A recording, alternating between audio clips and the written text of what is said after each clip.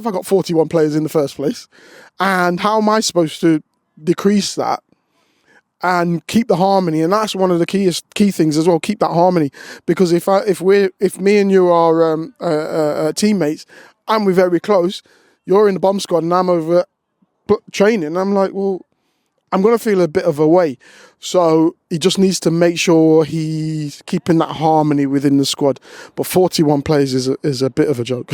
Exactly. I mean, because you look at the Chelsea policy since the new owners come in, and they talk about signing the best young players, and then they'll be worth more money down the line. We have to play them, don't we? This is the thing. When you say this, you're talking about signing the best young players. They've got the best academy.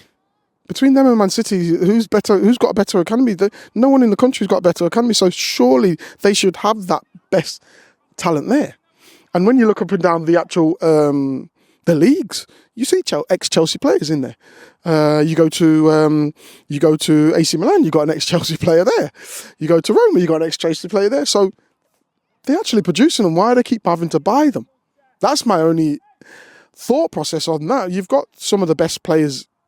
You're winning the FA Youth Cup. You're winning the leagues. So inevitably you got the best players in your youth setup anyway. Exactly, because a couple of years ago, I think they had 45 players out on loan. Yeah, and I mean, on that, very few of them actually came back and got a chance to play. But that was a different model.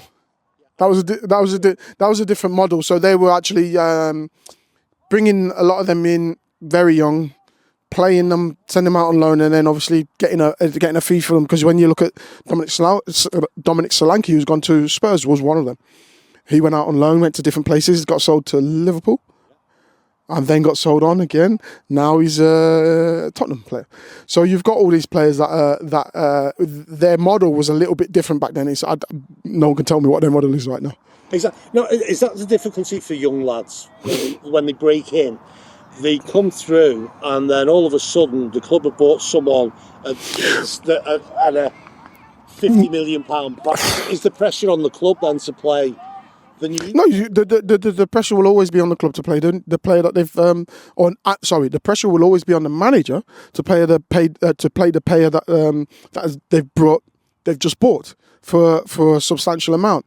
But then it's for you as a player, because that's a challenge for me as a player to say, well, show that I'm better than that player that you brought in, or on par. When you get your opportunity, you got to show that. And it was for me. It was a little bit different for me because obviously when I came through, I think we were only allowed 4 foreign players.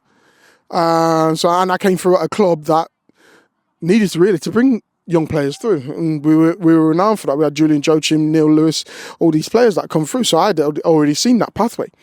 But then obviously when you get the opportunity, you've got to take that. And then if you have any setbacks, you've got to show again.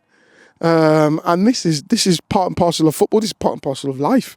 That you're going to have setbacks, but how do you bounce back from that?